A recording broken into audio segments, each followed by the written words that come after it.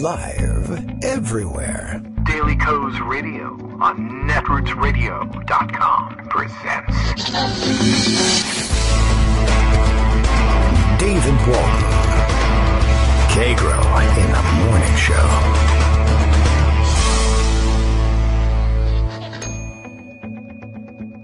Now, here's David Waldman.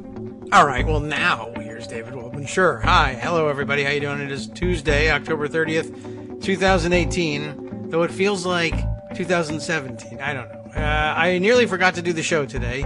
I was just sitting there minding my own business, comfortable in a chair nearby the broadcast studio, the world headquarters of Kagro in the Morning International, and getting a little too comfortable and saying, this is really nice, it's cozy, I could close my eyes for a few minutes, why the show's not for hours, and then suddenly realizing, hey, wait a second, looking at my phone here, it's a 9:01, I'm already a minute late, so let's get up and do the show. Why not? And I guess I could start anytime I want. What do you think about that? I'll have to make notes in today's... I wonder if I can come up with an additional minute and a half worth of material and graft it into the show somehow. Because now the whole thing's going to be screwed up. And when it comes to using the podcast for reruns next year, like if I'm away because off-year elections are taking place and I'm out canvassing or something like that, I'll have to leave myself a note that this show is a minute and a half short. I owe you a minute and a half, but here we go. I don't know. I don't have any... I don't have any stuff to discuss, so we might as well just end the show now. It is time for a show, though, and Daily Coast Radio is live. Daily Coast Raisins are live now. 2 scoops of us, only 1 scoop of us here today, I guess, although perhaps we can get Armando to put on his scoop of raisins costume for the upcoming Halloween costume. Just do it a day early, and then we'll have 2. Daily Coast Radio is live now, and unlike our current so-called president, Kagro X, that's me, David Waldman, knows the words to the national anthem and how to close an umbrella. Thank you, Bill. I'm glad you believe in me. I don't know how to close an umbrella. What I do is I issue an executive order declaring the umbrella closed and leave it at that. And I'm pretty sure I have the legal authority to do it. And in any case, I can always dispatch troops to close my umbrella, whether or not my umbrella is positioned domestically or not. And, of course, the mighty OCD has something quite different to say. Time for some Kagro in the Morning, reminding me gently. That was actually not a tweet to the rest of you. That was a tweet to me. Hey, it's time for Kagro in the Morning. Wake up, do the show, live and in color. There's no color here, but maybe we should add a video. You'd be very sorry if I added a video component to this show. Today, David will ask Marcos if he can change user IDs and steal their mojo with an executive order. It's a good idea. You might as well. Is there anything else that other people would like? For instance, having the troops deliver a pint of, say, butter pecan ice cream to you wherever you may be, even if you're in a part of the country that would have it as butter pecan ice cream, we can force you to change your mind. And if 5 sitting justices say it's butter pecan, then it is. And you're just wrong about that. And think of all the various things we could avoid if we simply believed in our ability to issue executive orders, and regardless of whether we thought that the courts would back us up or not. Anyway, that's supposed to be the order of the day. We're all supposed to look away at Trump's his announcement that he intends to issue an executive order that itself would purport to end birthright citizenship. This would, of course, be in contravention to the 14th Amendment, to that little thing we call the United States Constitution, but so what? As you know, if 5 justices say, I'd like that to happen, then it happens. So I guess we sit by and wait a while to see whether the case makes its way to them and whether or not they are interested in entertaining this thing. Probably in, I don't know, somewhere from, depending on how expedited the action is, say 6 months to a year, and then it'll take a couple months to decide it, and we'll find out where we really stand on these things. The whole thing appears to be a stunt, and some justifiable annoyance with various members of the big-time media. if you will. Axios, which is a clever name for access, I guess, journalism. Axios would have you believe that that this thing might work, although they didn't really I don't think make an argument for this thing being legal or not, and they didn't even really discuss the possibilities of it. I don't know. I didn't actually see their piece, but I saw other people discussing what was going on here. And I think the best reminder is that Axios has a deal with, I think, HBO. They now have some sort of series of short shows, a weekly segment or something on HBO. And what's happening is they're promoting the segment that will be about this purported executive order. And so it's not quite journalism going on at the moment. Even though a lot of you would say, well, there's never journalism going on at Axios. And that's not really the case. But I think they're giving themselves a pass on this one. And they're saying, well, this is a promo for a report. The report itself is journalism, and it may be that in the report itself that airs on HBO, it may say at some point, yeah, the legality, the constitutionality of this move is in dispute, and we don't really know what he is and isn't going to be able to carry out on his own.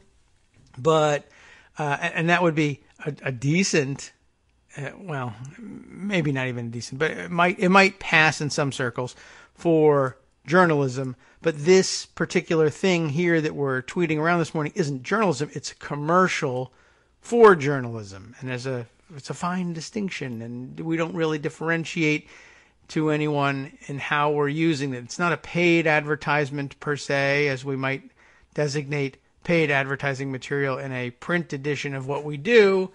But it's an advertisement nonetheless, but the rules are that we have to note when it's paid advertising, and this is free because we own the medium and we're using it to advertise our own thing. So, so a very weird thing going on here that doesn't do anything to clear up the contradictions about whether or not Trump has the authority to do what he's doing, but who cares?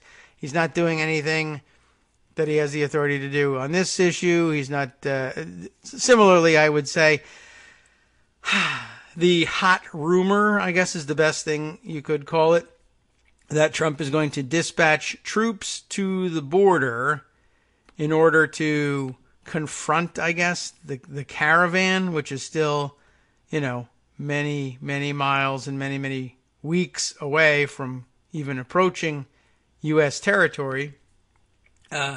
He's going to dispatch troops to the border, and I think I probably believed that he was going to do it, although I thought it was stupid. I believed he was going to do it when he first announced it. And I now am more of the belief that it's not going to happen. It's just going to be one of those things that he announces and claims credit for doing, even though it never happens. But, in the 2 weeks before everyone realizes, hey, this isn't happening, he'll just claim credit for it. And then in the several years following that 2-week period, after which those of us with our heads still screwed on come to realize, oh, it's another one of those fake things that he said he was going to do and he didn't, he'll still be at rallies saying he did it. And ask anybody at the rally, they'll say he did it, whether he did it or not. He says he did it, so he did it. And he's an honest man and blah, blah, blah. So I think the fact that it has changed from, what was it? He was going to send 800 troops, and then it became 5,000 troops, and now it's 14,000 troops. And it just strikes me, it's like watching Daniel Dale report on his rallies. Like in 3 rallies this week, he started out with the number 800, and then it got to be, that's not impressive. I'm not getting enough applause. 5,000 troops are going to go, well, that's good, but couldn't it be 4? You know what? That's too round a number. That sounds like I pulled it out of a hat, like a MAGA hat, I guess. I need a bigger number, but it can't be that round. It can still be 1,000 because I can't say any other sorts of numbers. It's too many numbers and digits, and make it around 1,000, but don't pick 5, 10, 15, 20, 25,000. Give me 14,000 troops. Why not 24,000? Why not 24 million? I don't know. But it'll get to that eventually. Pretty soon, of course, it'll be 1 billion troops. I hired, everybody in the world is coming to the border to prevent even themselves from crossing the border. That's how big our army is going to be. So, we'll get around to figuring out that this one isn't true either. Let's see what else we have to deal with today. Today's a wide open Tuesday, and so we could go in any direction here. And there's a number of things that, we could entertain ourselves with a bunch of different directions, or some larger themes that we could try to weave together. Let me give you this one. Not a theme, except insofar as gun fail is a theme. I thought this is an interesting story, something to watch for the future.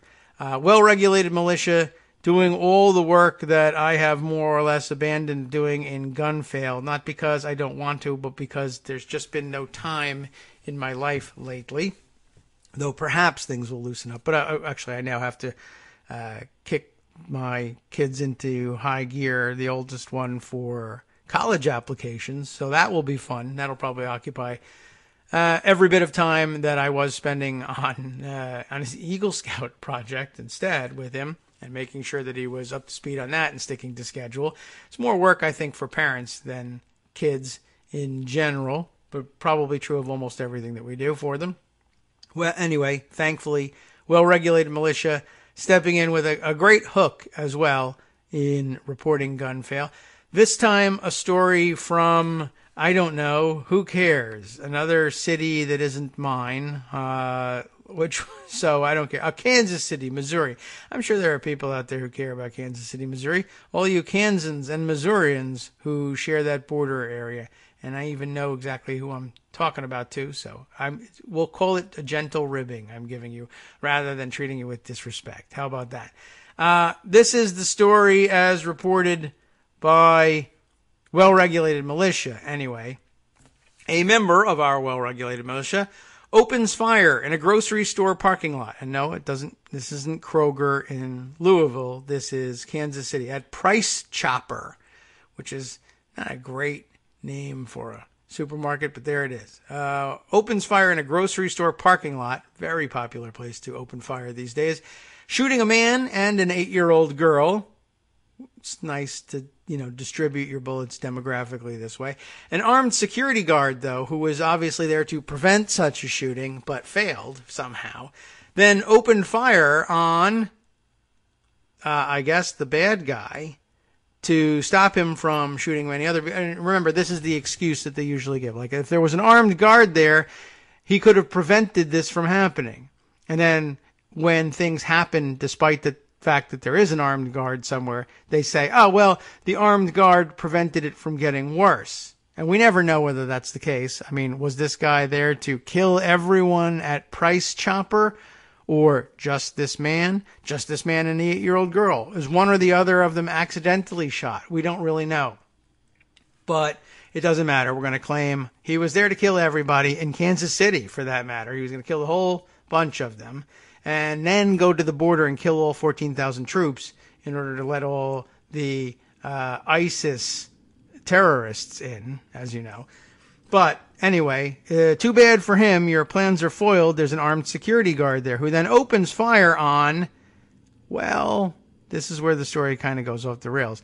Opens fire on a man he believed to be a shooter, if not the shooter. And remember, almost all of these shootings start out with reports of possible multiple shooters. So I'm not really sure exactly how he came to believe that he was a shooter, or whether well-regulated militia is just taking a little license here. A shooter, the shooter, not really sure. We'll read the original report based on this whole thing. But he opens fire on a man he believed to be a shooter, but was, in fact, just a bystander. Now, thankfully, he missed, which brings up another issue for armed guards preventing massacres. But we'll leave that one aside for now. Lots of people miss. It does happen.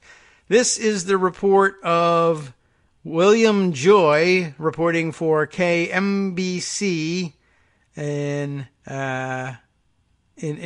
Kansas City, Missouri. And I'm trying to make out who the it's an ABC affiliate by the. Oh yeah, there we go. It is an ABC affiliate. It looks like it from the design actually of their Channel 9 logo here. It was my guess in that circle that was an ABC logo, and so it is. Even though it sounds like NBC, it's MBC W, but actually KMBC. 8-year-old girl shot at Price Chopper, released from hospital, thankfully, as police search for suspect. We don't know who it was. We shot at somebody. We just don't know who the suspect is. Actually, the security guard shot at them, and that says something about security guards, too. Peyton Graves is the name of the 8-year-old girl who was shot, along with another man on Tuesday night. We don't care about him.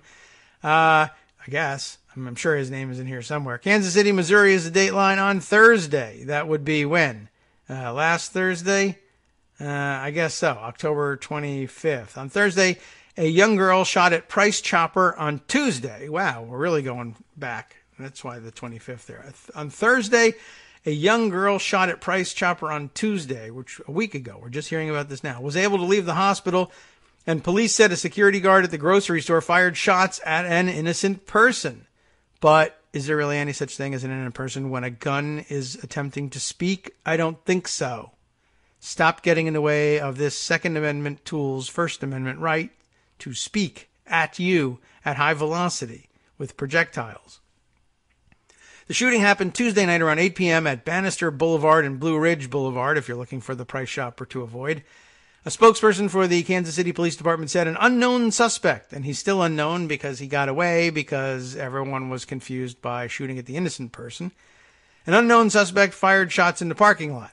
The shooter hit a man who was initially listed in critical condition. Police said he's now improving but is still seriously injured. I guess we're not going to get his name. Wow.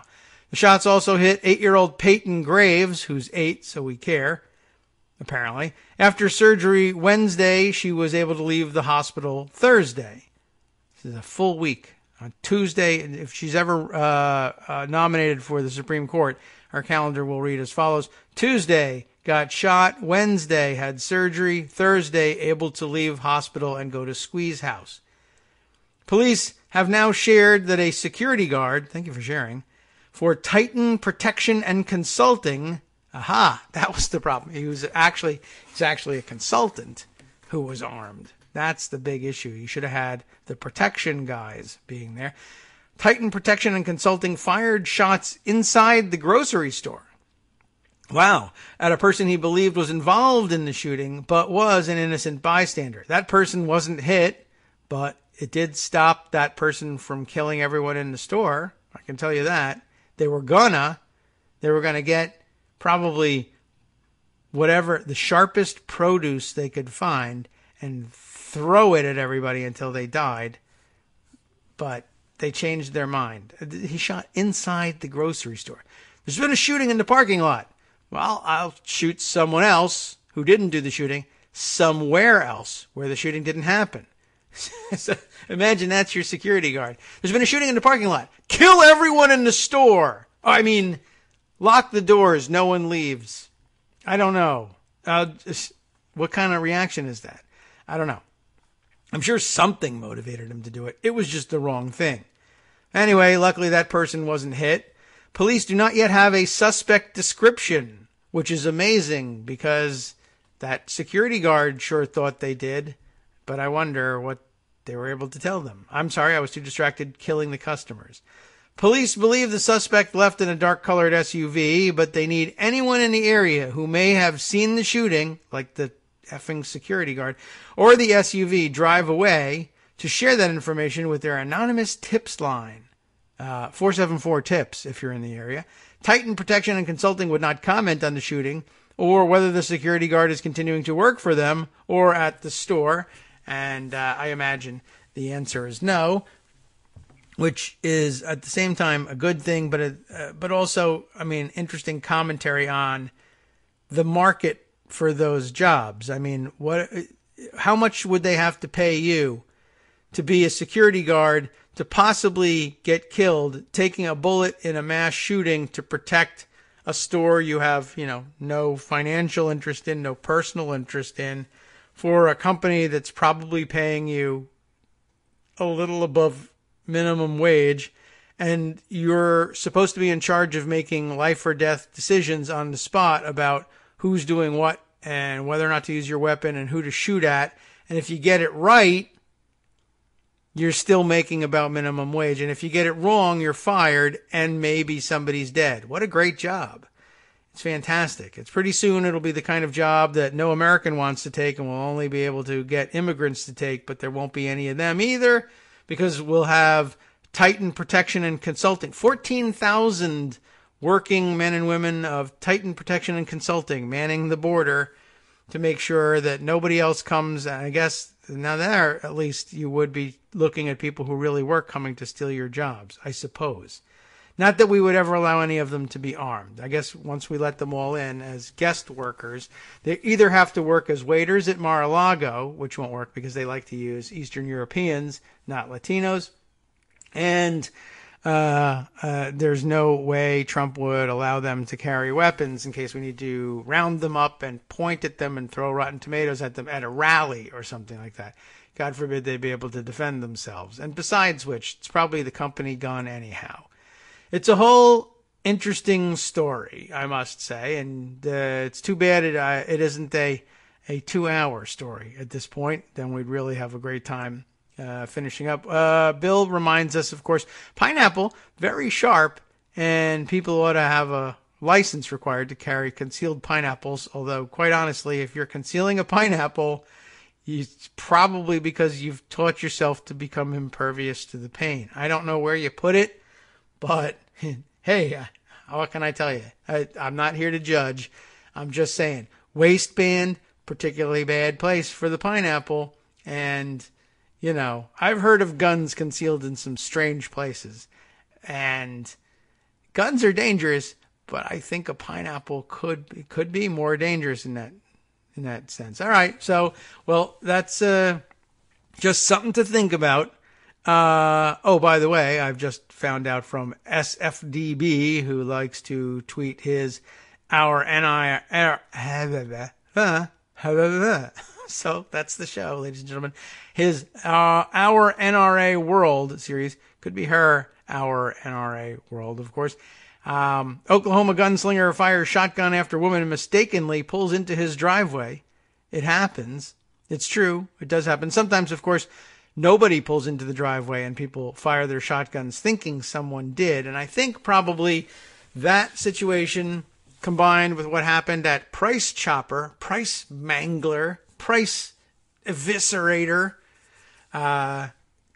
could eventually, I think, we're going to get to the point where a story like this breaks, and what happens is, and think about how close we came to this, right?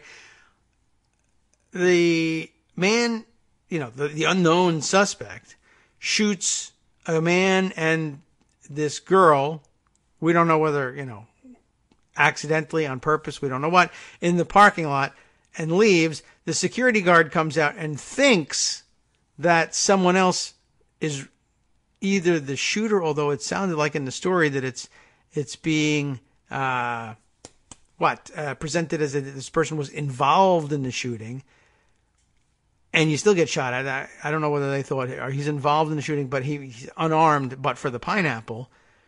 But I'll shoot him anyway because he's involved in the shooting. So felony murder for you, pal. I'm going to take a shot at you anyway.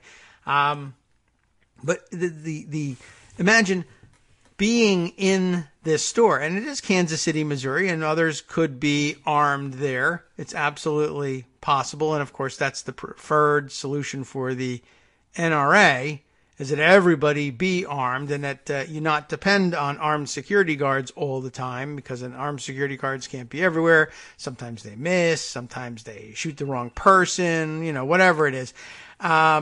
But armed bystanders should be able to shoot. So imagine, though, you see the shooting in the parking lot, and then you see this person who's supposed to be the security guard, supposedly the security guard, draw a weapon and start firing on somebody who's an innocent bystander. Now, you're a third person in there carrying your own weapon. What do you make of this? What if what you take away from this is, oh my God, the security guard is in on it. That's an inside job. And this is a terrorist who went through a 6-month training program to become a qualified, quote-unquote, qualified private security guard so that they could help pull this thing off. Oh, my God, rogue security guard. And then you take out your weapon and shoot the security guard, which is, of course, seen by a fourth person who says, oh, my God, there is a second shooter here, and he just took out the security guard. Just like David Waldman said he would on that podcast, it's my responsibility to shoot and or serve this person pineapple. It's out of control.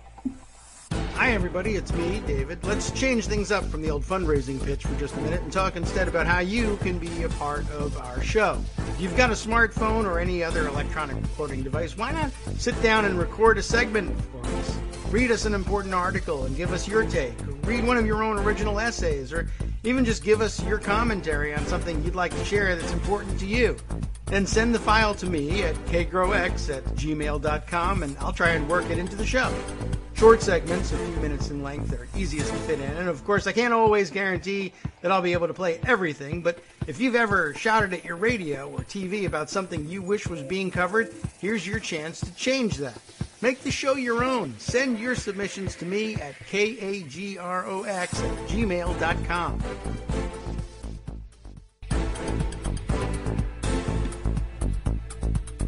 Welcome back now to the Kagro in the Morning Show here on Netroots Radio.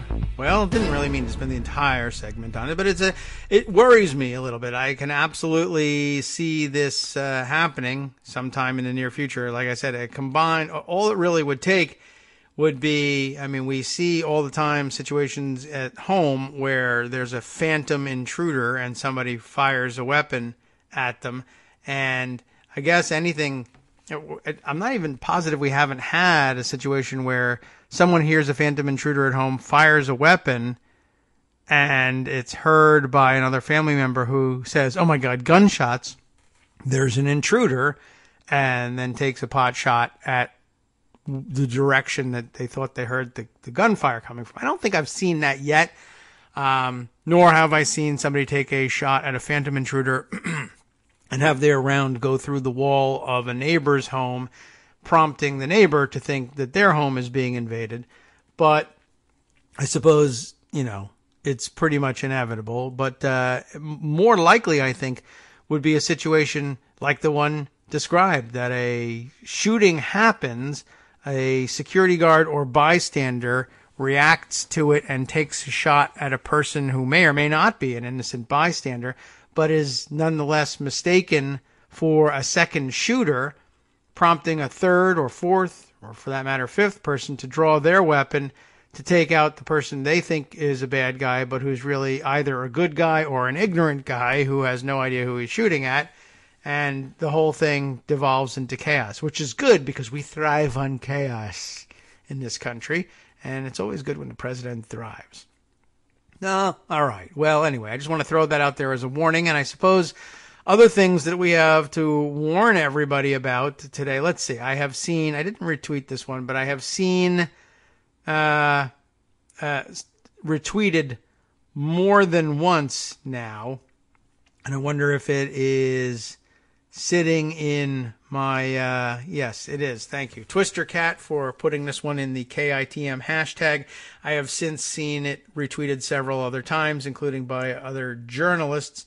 This is the tweet of Scott Stedman, who bills himself as an investigative journalist writing at medium.com, but that gives me no independent verification of, who he is. I've seen his name before, but he doesn't have a verified check mark, so I can't believe him. And I only believe the people that the trustworthy folks who can't secure their own goddamn platform at Twitter believe in. Anyway, I can say this. Natasha Bertrand, whose name I do recognize and who does have one of those little check marks, I assume she was being serious and saying that she can confirm that she's hearing the same thing. So why don't I warn you about it? Now, I wasn't, I don't know what to say. I'll just read it. Scott Stedman reports this. I wasn't going to report on this, says Scott, and neither was I going to report on it, but I think my fears are coming true. Based on information that I am privy to, I believe false accusations will be spread about Mueller, Robert Mueller, he's the guy investigating whether or not Russian influence 2016 U.S. presidential election in which Donald Trump, the whole thing you have to do in a newspaper. I believe false accusations will be spread about Mueller in order to discredit him and possibly the journalists who are preparing this story. I don't know what story, but there's a story being prepared, and it's bothering somebody. And this is the indication that this is happening is the included tweet of noted right-wing troll and idiot Jacob Wohl, who says, several media sources tell me that a scandalous story about Mueller is breaking tomorrow. Should be interesting. Stay tuned. It's not exactly, Spidey sense here. The idea that Mueller would be the subject of false accusations has been brought up before and has come true before. They've spent plenty of time doing exactly that. But I guess they're supposed to have a new story now that will be even more exciting and worrying and or believable, or maybe none of those things. But apparently lots of people are hearing the same thing. I'm trying to follow the chain here. There's more tweets that Stedman has. Maybe this will explain something about what we're supposed to expect here. 2 weeks ago, he says, I was contacted by a woman who claimed to be a former associate of Mueller, who said that she got a phone call from a man working on behalf of a GOP operative who was paying women to come forward to make up sexual assault allegations. That's not even inventive. That's just now.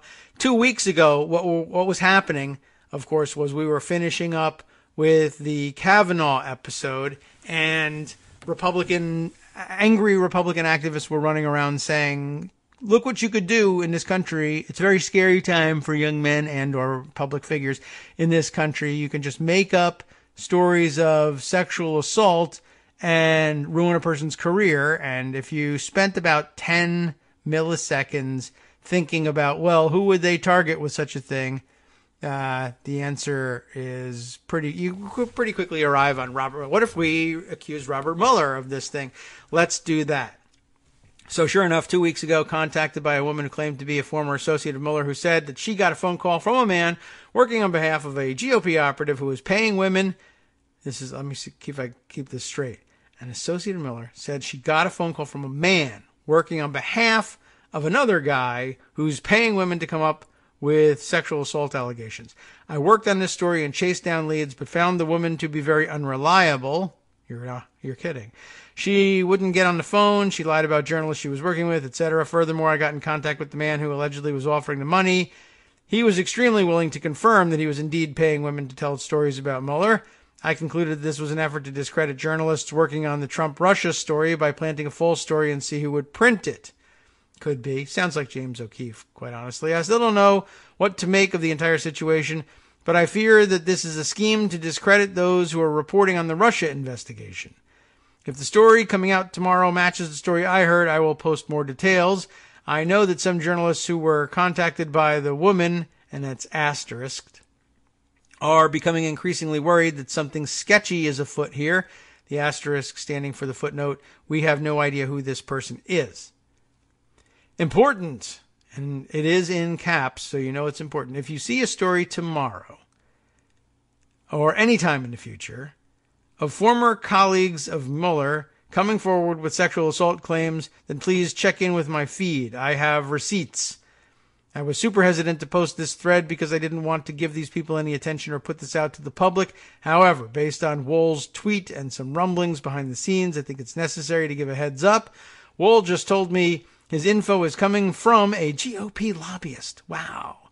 Which makes me increasingly worried. I fear that someone covering Mueller has fallen for a fake story. The creeps behind whatever scheme this is don't deserve name recognition unless the story about Mueller gets printed. I won't be saying anything else on this topic if and when, or I guess until if something develops further. I don't know why he goes with if, when there, but I don't know. Overexcited, I suppose. But that's the end of that particular tweet storm. So consider yourself to be on notice. Let's see. Michael Musson commenting for us on the gun fail story. There has definitely been a good guy shoots at a bad guy, then cops arrive and shoot and kill the good guy. Absolutely. That has happened. That was, I know of at least one in the home setting, a person who defended themselves against an actual intruder in their home, shot them, had the police arrive, police shot him, and guess what? He's black. So then there's that story, and we've heard some other ones as well. But, yeah, mistakes get made. But when they're made with a handheld instant death machine, they're sometimes very costly mistakes. All right. What else have we got? Other things that have been flying around this morning. The real question is, what do I do to try to remember the ones that I didn't retweet and didn't park? And I don't know. I guess they're just not that important to me at the time. So there you go. Let's see. Trump out there complaining about more stuff, talking to Politico. Did he talk to Politico? No. Politico reporting in his first television interview since a mail bomb scare and a mass shooting at a Pittsburgh synagogue. More about that in a minute. Trump said that journalists did not seek to implicate Obama in a racially motivated shooting in an African-American church in Charleston in 2015. So what about that, huh? How come you didn't blame the black president when some black people were killed in a black church by a white supremacist? It would be very, very costly, I think, at this point for us to spend any time trying to refute that. I think you all see the problem with that assertion right away. The problem is that there are many people in this country who will not, and I fear they may not be persuadable, and it's just too simplistic for them not to latch on to. It was a shooting, a bad one, and it happened in a house of worship, and so therefore, boom, that situation is this situation. Never mind the rest of the context. They're not into context. And so, I don't know. But, okay, on the record, there you have it. It happened. Let's see. Other bits and pieces of news of some interest. I suppose this is of some interest. Apparently, Mike Pence did a campaign event yesterday, and because he's so super sensitive to the Pittsburgh massacre, he decided that a good thing to do would be to open the campaign event with a prayer, which is not a bad idea. It's not, it doesn't do anything. It's thoughts and prayers, etc. But okay, at least it's at worst harmless, I think, to do. Although someone could probably make an argument that, it's taking our attention away. Or energy that we could be using to actually do something, or assuaging the guilt that people have about not doing anything by pretending to do something. And this is all true. But he decided that it should not only begin with a prayer, but because, Jewish people, Jew types, were the ones who were killed, we should get a Jew-type person to do the prayer to show how sensitive we are and inclusive we are. And we're not uninterested in this massacre simply because the people who were killed were wayward Christians who will burn in hell for all eternity. But that's not an issue for us. We need to respect their faith by getting one of the Hebrew priests, like the guy from Raiders of the Lost Ark, perhaps, to, I don't know, whatever they do, sacrifice a sheep in order to pray for these things. And we'll take it from there, I guess. And as it turns out, they went out to get what I guess they thought was a rabbi. I don't know whether they thought it was a rabbi and made a mistake, or they thought they were going to pull a fast one, or they were really trying to send some kind of a message. But they got a person who purported to be a rabbi, who was, he's what they call these days a Messianic Jew, a Messianic Jewish rabbi. Now, rabbi is a word that just means teacher, and so theoretically you could say, for instance, that a priest or pastor is a Christian rabbi.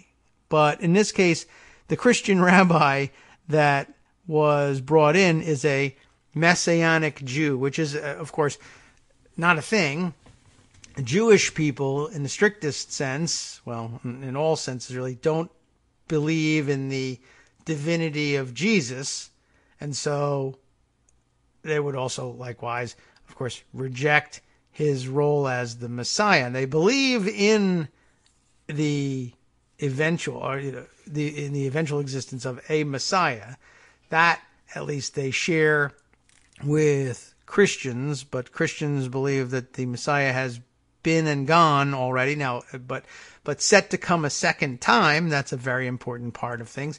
And so in some sense, I suppose, on that question, you could just say, oh, well, it's a mistake or a disagreement on the count.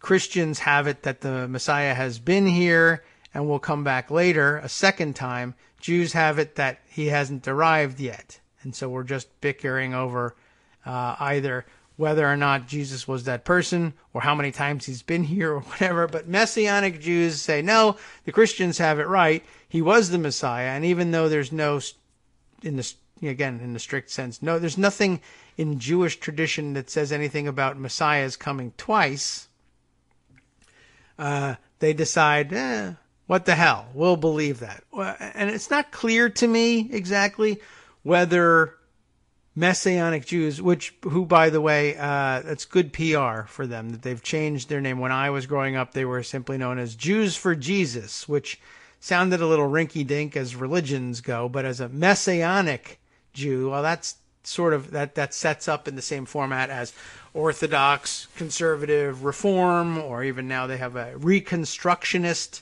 is a new, I guess, I don't know, what do we call them? Denominations? We don't really.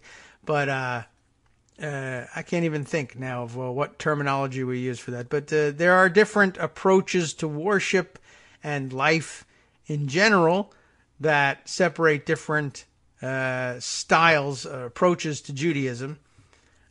Orthodox Judaism being and even there we have different approaches, Hasidic Orthodox, and we have what they call modern Orthodox, that is, Orthodox who aren't Orthodox, I guess, essentially, though they will yell at you for saying so.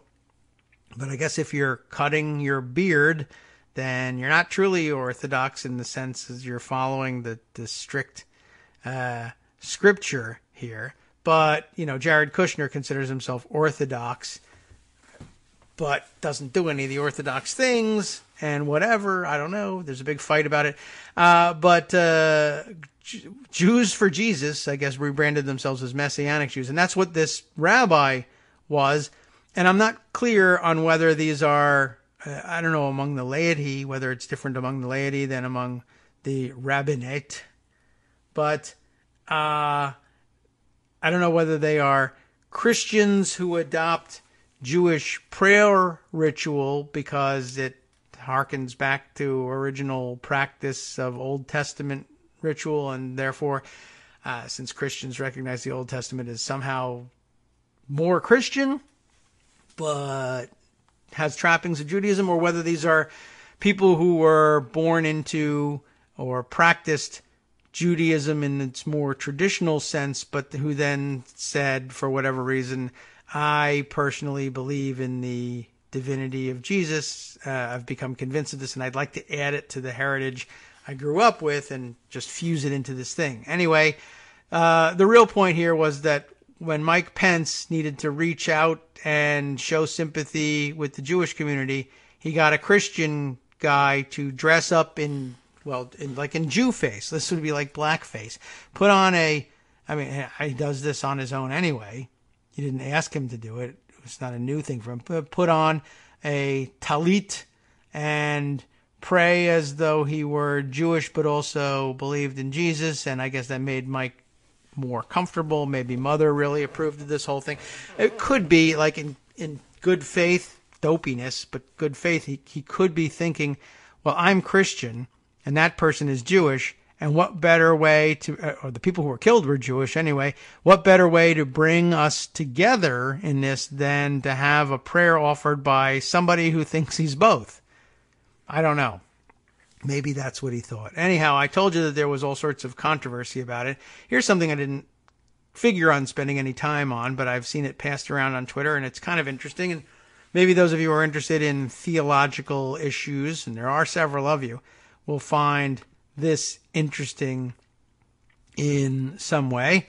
In the New York Times, it is reported that the Pittsburgh killing aftermath bears Jewish rifts in Israel and America, and there are several, and there are rifts among Jews wherever there are Jews, basically. You've heard all the old sayings, but the Jewish, seriously, argument about these things, about anything, is very much a part of Jewish tradition and always has been. It's just the way things are. So, here is this interesting article by David M. Halbfinger. And it is datelined in Israel, Beit Shemesh. The slaughter of 11 Jews in Pittsburgh elicited responses in Israel that echoed the reactions to anti-Semitic killings in Paris, Toulouse, and Brussels. Expressions of sympathy, reminders that hatred of Jews is as rampant as ever, reaffirmations of the need for a strong Israel. But Saturday's massacre also brought to the surface painful political and theological disagreements, tearing at the fabric of Israeli society and driving a wedge between Israelis and American Jews. It's true. Happens fairly frequently.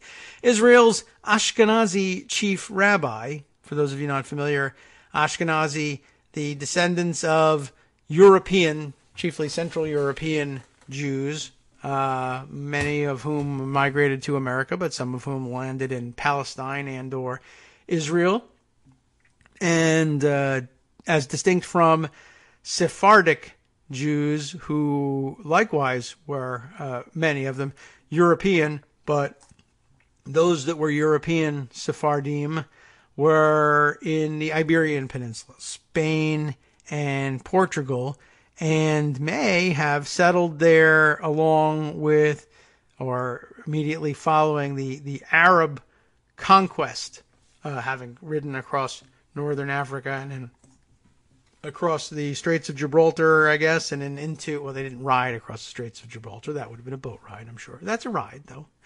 And conquering Spain and Portugal, or large portions of it anyway.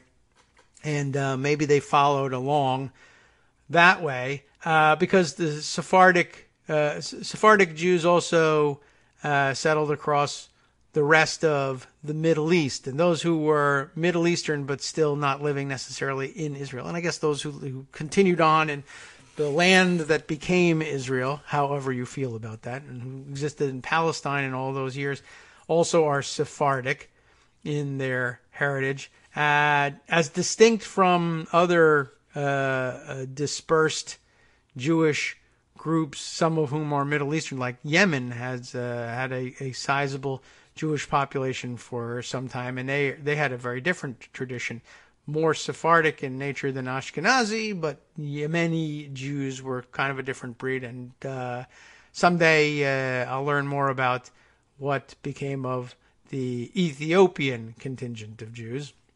Very interesting story there. Anyway, we're talking about the Ashkenazi chief rabbi in Israel who took pains. This is it. I told you we would come back to synagogue. Took pains to avoid the word synagogue to describe the scene of the crime. And this is where these rifts arise, right? These are conservative Jews, not the most, and remember what that means. If you learned anything in the past couple of days about the different approaches to the practice of Judaism, conservative kept coming up. It's not politically conservative, and it's not even particularly religiously conservative, except as compared to, say, Reform, and I guess I don't know that much about Reconstructionist Judaism, and certainly more conservative in its practice than Messianic Judaism, certainly, but not Orthodox. Orthodox would be the most conservative. Anyway, this is the point here. Israel's Ashkenazi chief rabbi wouldn't even call it a synagogue where the crime was committed because it's not Orthodox, but rather conservative.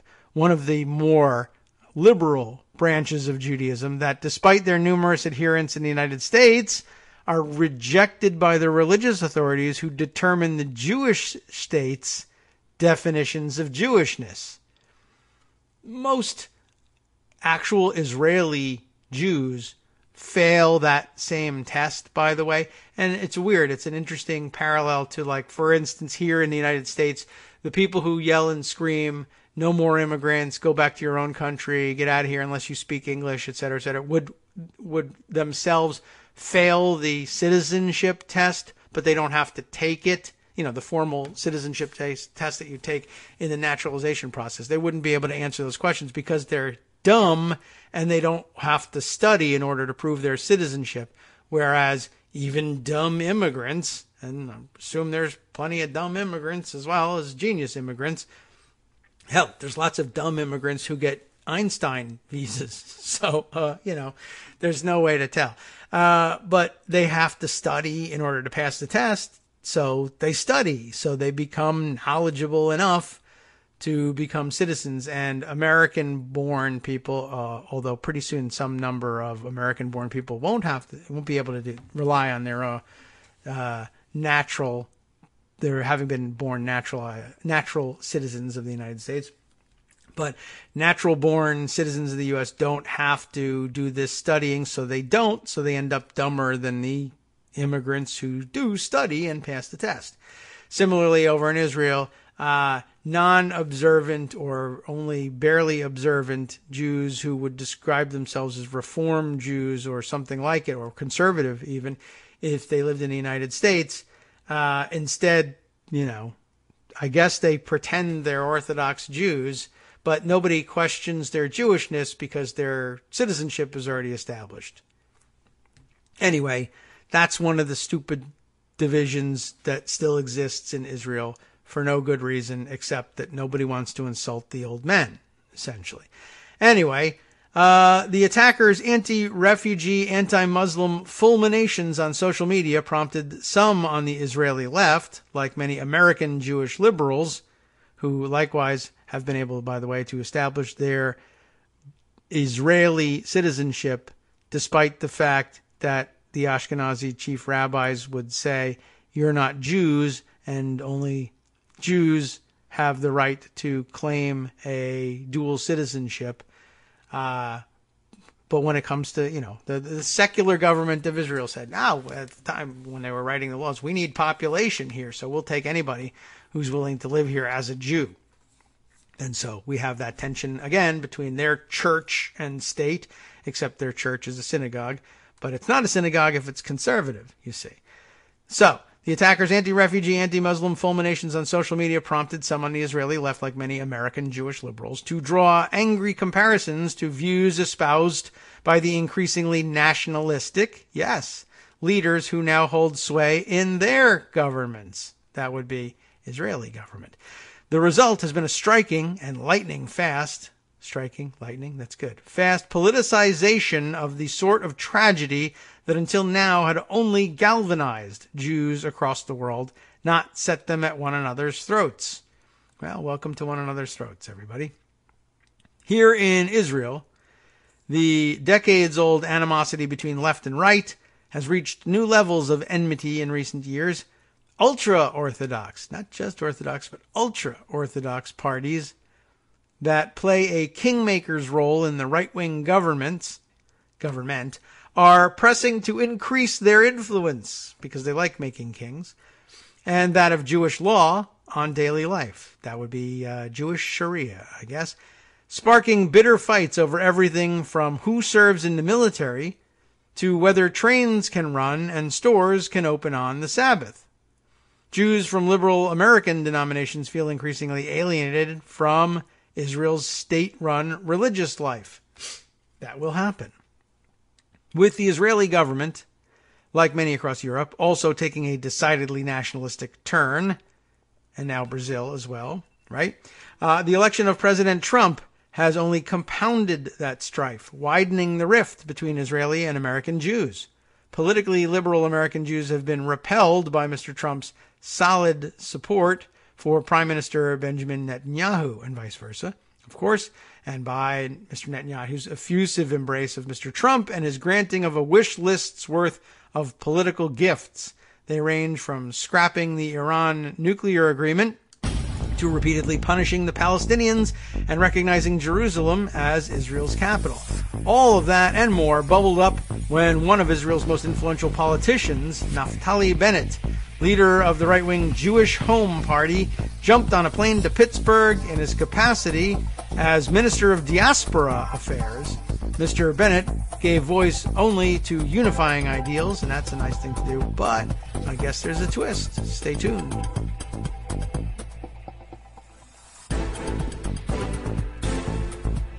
Welcome back now to the Kagro in the Morning Show here on Netroots Radio. Let's continue with this, but first, take a brief pause to take a comment here from Parlio, who asks, how does the U.S. far right hold together when half back Israel in all circumstances and the other half want to, quote, kill the Jews?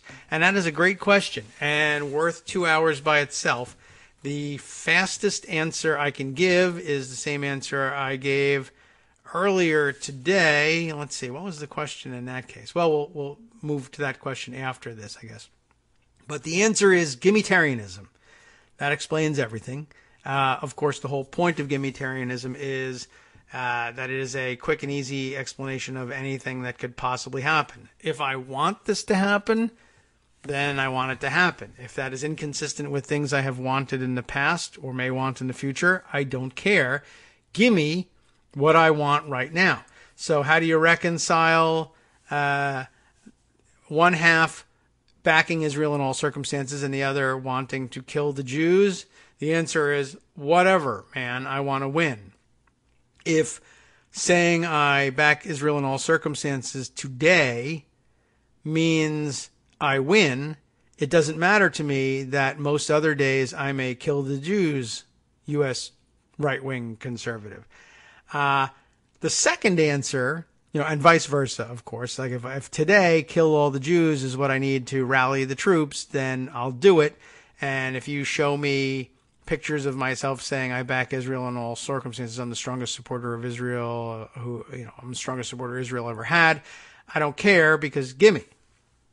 So, that makes things pretty easy. But as with everything, there's also a complexity to it, which I guess as quickly as possible goes something like this.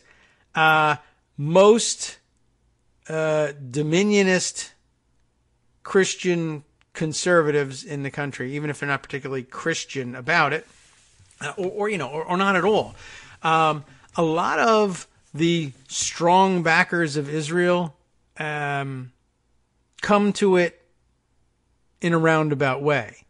Some of them come to their support of Israel because I support Israel because the politically expedient reason for supporting Israel. Well, everybody says they are our only democratic ally in a chaotic Middle East where there's no other stable democracies, etc. That's like the respectability version of why they support Israel. Others simply say the simpler version of it, the more, let's say, country version of it is, they know how to kick ass against Muslim terrorists there in Israel. I mean, that's what they've come to think about these things. They kill a lot of Muslims, and so that must be a good thing, and that's kick ass. And so some of those people then say, I'm gonna say I love Israel. I'm gonna buy an Uzi. That's I love to talk about the Mossad as hard asses, but of course, if something goes wrong here in the country, like 9/11 or whatever, you say, well, it's not that I don't blame the Mossad for it. It's just that whatever. I'm a gimmitarian. You see, as you're already beginning to blur the lines, but I'll take Krav Maga classes and buy an Uzi. There's also a dominionist Christian faction of it at work, and they shouldn't be ignored here. They're a big driver of a lot of what happens. A lot of the Christian politicians in our country who say, I'm a huge supporter of Israel, and I have, like Sarah Palin types. I love Israel. I keep an Israeli flag. I visited Israel. These are people who love Israel in this sense. My New Testament Bible says. In the book of Revelations, it is said that Jesus returns as the Messiah the second time. We're back on this subject, right? This subject, like the Messiah, has returned. And by the way, in Armageddon, the Messiah does not return. Isn't that right? It's supposed to, but it instead blows itself up to save the world. But okay, that's different. Is that Armageddon or is that the other one, Deep Impact? Damn, I've now confused the two disaster movies with the same theme. I love when that happens, and Hollywood puts out two movies in the same theme like that. All right. But Dominionist Christians love Israel in the sense that they love the hard right conservative expansionist government of Israel that encourages, for instance, the illegal settlements in Palestinian territory, because apparently, I have not read the book of Revelations, doesn't sound, I mean, it sounds exciting, but I don't know if I want to put the time into it. Okay. So those of you who know better can correct me if I'm wrong, and I promise you that I am. But as I understand it, the deal is, okay, well, when do we know that Jesus, the Messiah, comes back? And I have heard tell that this will occur, according to the New Testament, in the time when Israel has, I guess, I don't know how the prediction actually goes, but Israel will occupy, its biblical era territory, Greater Israel, as we call it now these days. I say we, I mean people who are alive at this moment and who agree to adopt the language of the hard right of Israel, which I don't, but I just did in this instance. They call it Greater Israel. And, nobody knows what the boundaries actually are. I guess there's some biblical description of it. But the idea here is, we support these illegal settlements because that brings us closer to the situation we believe or we've interpreted to be in the Bible as Israel at its greatest extent, and that's what will prompt Jesus to return. I don't know if he's waiting for I didn't realize he was waiting for a real estate deal to be made, but I guess now we can all be more worried about Trump being in office. So all it takes to trigger Armageddon is a really great real estate deal, and also, fortunately, he's incapable of concluding such a deal. But they support Israel in the sense that they believe that a right-wing Israeli government will bring about the conditions necessary for, the return of the Messiah. But that the bad news, that sounds like good news. If you're not Christian, okay, why is that? That's not so bad. I heard you people were crazy. This sounds nice. The Messiah, that's a good thing. Save everybody. Coming back a second time, can't be bad, right? Second round, terrific.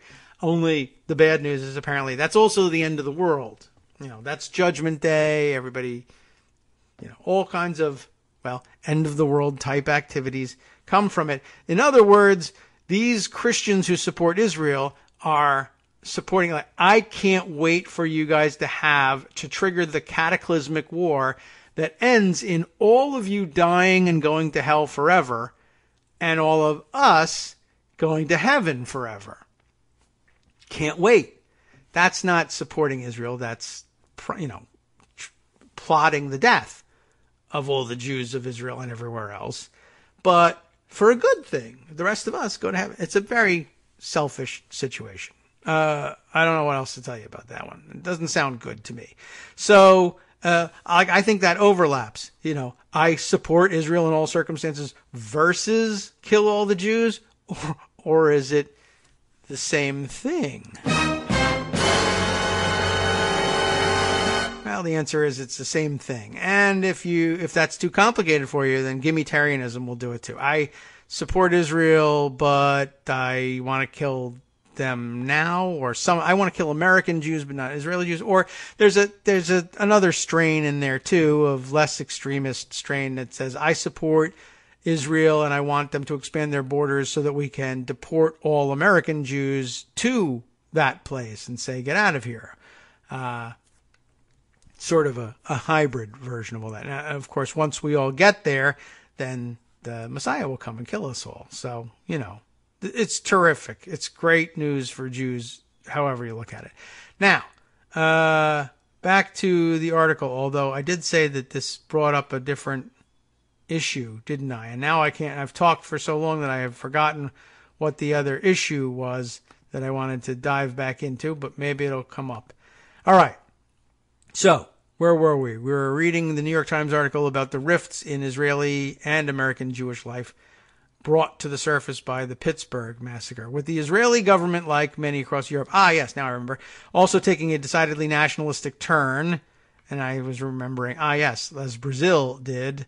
And I know we mentioned the election of the new Brazilian president yesterday. I learned yesterday also that Steve Bannon has involved himself somehow in that election and now considers Brazil to be another victory, just like some of the other earlier Eastern European nationalist victories. The irony, of course, being what this is. Steve Bannon crisscrossing the globe, jet-setting around the globe to help nationalist leaders take power in every country he can set his feet in, and some that he can Skype into, in the name of anti-globalism, which is amazing to me, but gimmitarianism. It explains everything. Anyway, so more nationalistic turn in Israel as well as across Europe and now in Brazil. The election of President Trump has only compounded that strife, widening the rift between Israeli and American Jews.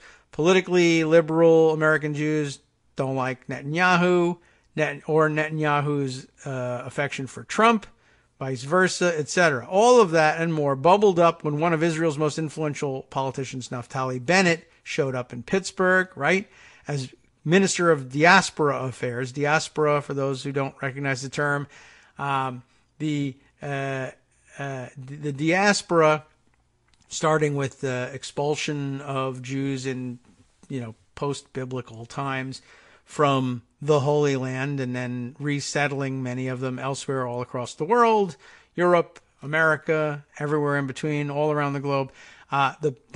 They consider Jews living in places other than Israel to be living in the diaspora. So Minister of Diaspora Affairs would be, I'm the one who talks to Jews as Jews wherever they live around the world, as opposed to our ambassador to those countries, those secular countries in which Jews may happen to live, you see.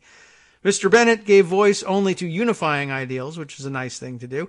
Together we stand, Americans, Israelis, people who are together, saying no to hatred, he told a vigil there Sunday night. The murderer's bullet does not stop to ask, are you conservative or reform? Are you orthodox? Are you right-wing or left-wing? It has one goal, and that is to kill innocent people, innocent Jews. Of course, bullets in Price Chopper, their purpose is to, actual purpose was to kill innocent, presumably non-Jews there, but I don't know, maybe they were Jewish. It failed in that purpose. But many bullets in many other stores, their purpose is to kill bad guys, but sometimes they miss and kill good guys. Anyway, that's not what we meant to talk about. No sooner had Mr. Bennett's plane departed Ben Gurion Airport than he was assailed by liberal Israeli critics who, among other things, resurfaced a 2012 Facebook post in which he had accused leftists of promoting crime and rape in Tel Aviv. Does this sound familiar to you? Because they wanted to allow African migrants who had entered the country illegally to stay. Israel has a lot of walls. I don't know how this happened, but okay, it did happen. Where did the Trump thing come from? Good question. Is the Trump-supporting, African migrant bashing Naftali Bennett really the best person to represent Israel in Pittsburgh right now? Wrote Anshel Pfeffer in Haaretz, the liberal daily. Well, he may be a good ambassador to Trump's court, though. Others cited a pro-Jewish home party text message sent to Haifa residents in advance of Tuesday's municipal elections, which warned Jewish voters fearful of, quote, the flight of young Jews and a takeover by the sector, shorthand for Israeli Arabs. to vote for the Jewish home slate. That's almost word for word the spirit of Jews will not replace us, said Dalia Scheindlin, a left-wing political consultant in Tel Aviv, recalling the chant of neo-Nazi marchers in Charlottesville, Virginia in 2017. Even Michael Oren, the American-born deputy minister from the right-of-center Kulanu party, faulted Mr. Bennett for having sided with the ultra-Orthodox Israeli rabbinate, which refuses to recognize non-Orthodox denominations as sufficiently Jewish to participate fully in Israeli religious life. Liberal Jews were Jewish enough to be murdered, but their stream is not Jewish enough to be recognized by the Jewish state, Mr. Oren wrote in Hebrew on Twitter, adding, I call on Minister Bennett not to suffice with condolences, but to recognize liberal Jewish streams and unite the people. On the right, and I guess he said the right words anyway, on the right, veteran activists in Likud, Mr. Netanyahu's party, circulated an email on Sunday, which Mr. Netanyahu's aides and party leaders disavowed within hours, noting that the Pittsburgh killer had denounced the Hebrew Immigrant Aid Society, which encouraged immigration and acted against Trump, at least as far as the killer had to say. Did we or did we not say that the left is guilty of encouraging anti-Semitism, wrote the email's author, who responded to queries but declined to identify himself. Many Israelis, of course, reacted with horror and grief as they tuned into coverage of the Pittsburgh massacre. In Beit Shemesh, a largely ultra-Orthodox city of 20 minutes west of Jerusalem, Elisheva Gutman, 24, a social worker, said her parents had vacationed in Pittsburgh 2 weeks earlier and had attended Sabbath services down the street from Tree of Life Synagogue, the killing site. When they go to Europe, my father takes off his kippah, what we call here in the United States in Yiddish, the yarmulke, and I hate the word skull cap for it. I always find that really disgusting, but that's what he's talking about here. Takes off his kippah and puts on a hat for fear of attack, Ms. Gutman said. It's not supposed to be that way in the U.S. Chaim Zaid, 62, a paramedic from Kedumim, a West Bank settlement, said the shooting belied Israelis' ideas of the United States as a paradise for Jews. You think the big U.S. with the big FBI will protect them and nothing will change, he said, but that was a change point. My sister lives in Brooklyn and was afraid to come to my home. So Sunday morning I sent her a message. Rivka, you were afraid to come to me? It's a very Jewish way of looking at it. Okay. If other Israelis were quick to score political points over the Pittsburgh killings, though, in a sense, they had been preparing for this moment. The disagreements between American and Israeli Jews have been piling up. Only last week, the Jewish Federations of North America's yearly General Assembly drew hundreds of Americans to Tel Aviv for a 3-day conference focused on the strains in the relationship titled, We Need to Talk. In a provocative keynote, the head of Israel's largest real estate company, I love real estate, Dana Azraeli, recited the litany of friction points. For Americans, she said, there are Mr. Netanyahu's effusive embrace of Mr. Trump, there's effusive again, whom most American Jews oppose, the Israeli occupation and Jewish settlements on the West Bank, which many American Jews believe block peace with the Palestinians, Mr. Netanyahu's reneging on a deal last year to significantly upgrade and grant equal status to a mixed-gender reform and conservative prayer space at the Western Wall, and Israel's new nation-state law, which opponents call racist and anti-democratic because it enshrines the right of national self-determination in Israel as unique to the Jewish people. For Israelis, Ms. Azrieli actually probably, said, Americans don't serve in the Israeli army, pay Israeli taxes, or live under the threat of rockets, but also don't let those realities stop them from trying to impose their views on Israelis. The rockets. And their red glare, the bombs bursting in the air. I've told you the story before of the rockets. They're talking about the rockets down in the south that come out of Gaza. and hit largely around, where does they hit? Sidrot, I think Ashkelon also is, do I have my geography right there? But I visited Sidrot, and it's almost like disaster tourism there. They bring you there and tell you about how rockets are constantly flying over the wall from Gaza, and we live in constant danger here. And I told you I went there and told them the story of the Beltway sniper, and they were like, oh, now that's really dangerous. That's crazy. How could you live with such a thing? So, I don't know. I don't pay Israeli taxes, and I don't serve in the Israeli army. I don't live under the threat of rockets, but I live under the threat of snipers, and you thought that was worse than the rockets, so do I get to talk now or not? Long as it was, that list had big omissions. We continue.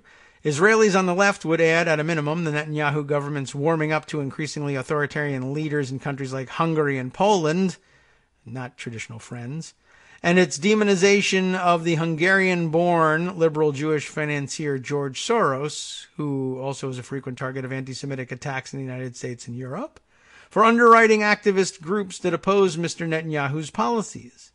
Mr. Netanyahu's own son even posted a meme attacking Mr. Soros with anti-Semitic imagery that drew praise from the likes of David Duke. We are in a very weird situation here, Parlio.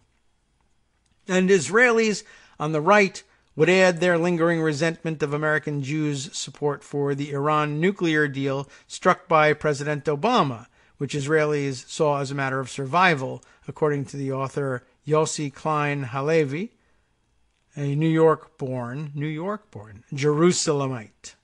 Mr. Halevi, or Halevi, probably, a senior, I guess that would probably be an accent issue.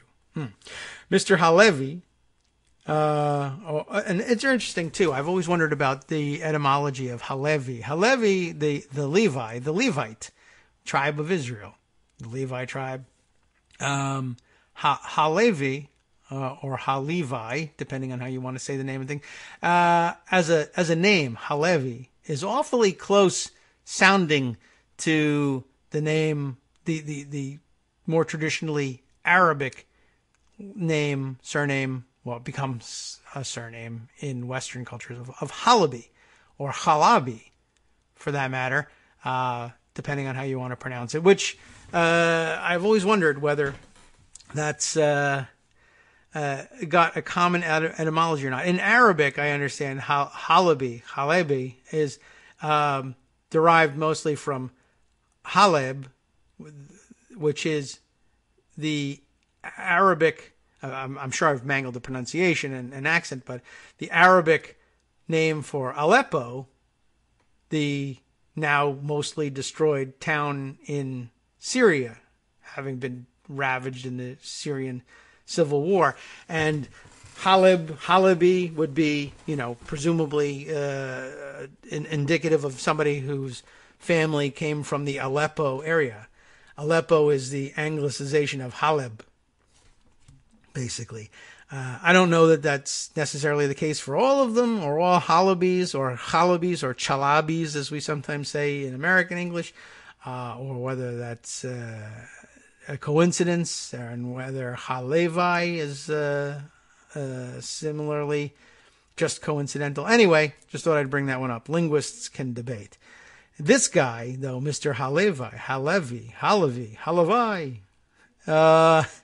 a senior fellow at the Shalom Hartman Institute, said the Pittsburgh shootings had exposed an even deeper and more worrisome divide between the two populations. Each sees the other as in some sense threatening its most basic well-being, he said. Existential threat, right?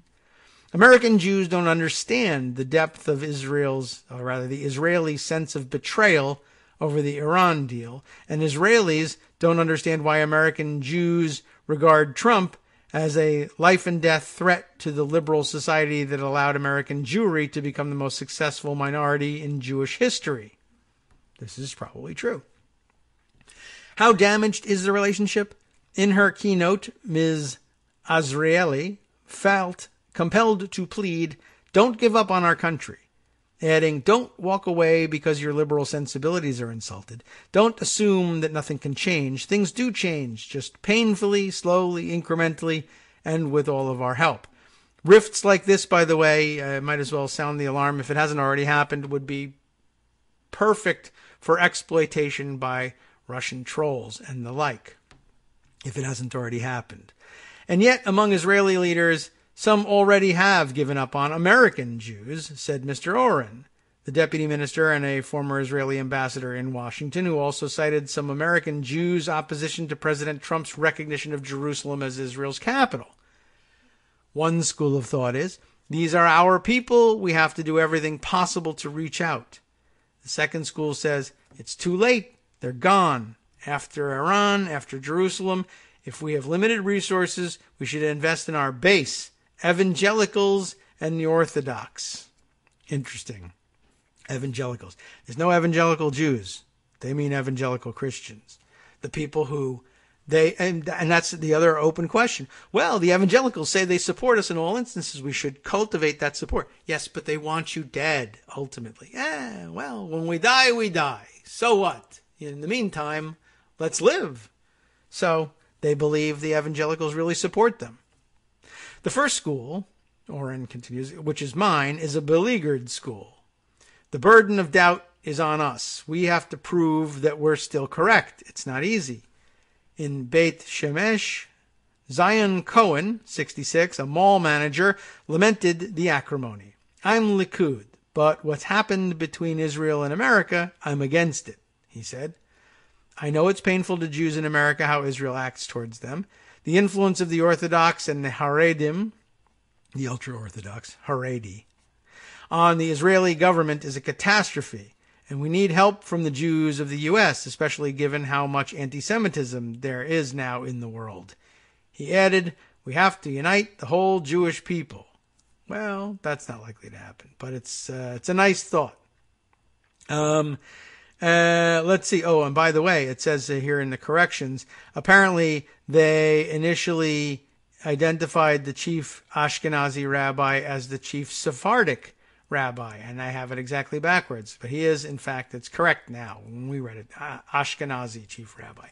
Wow, it's complicated, right? Nobody knows exactly where everybody comes down in all of this, and there's a lot of gimmitarianism going on all sides. Not both sides, all sides. There's too many to simply describe as both sides in this one. All right, our next break coming up. Let's see. My good comments here. Michael Musson saying, you've heard of wearing two hats, and we're not talking about the guy who, when he visits Europe, takes off his kippah and puts on a hat. He only wears one hat at a time. We're talking about wearing two hats. Bannon, though, he notes, wears 4 shirts, and that's true, and so I guess that's what's going on. And now he'll collect shirts from all around the world. Who knows how many he's wearing at this point. It's been a complicated morning. It's a good time for a break. Let's see if we can't sew some of these themes together. I have some ideas about where it should go. Luckily, we have a 2-minute break during which I can search Pocket for the articles I need in order to, I think, sew this whole thing together. The question is whether I can find the correct passages so that I can get to them before we run out of time at the end of today's show. We'll see. Stay tuned.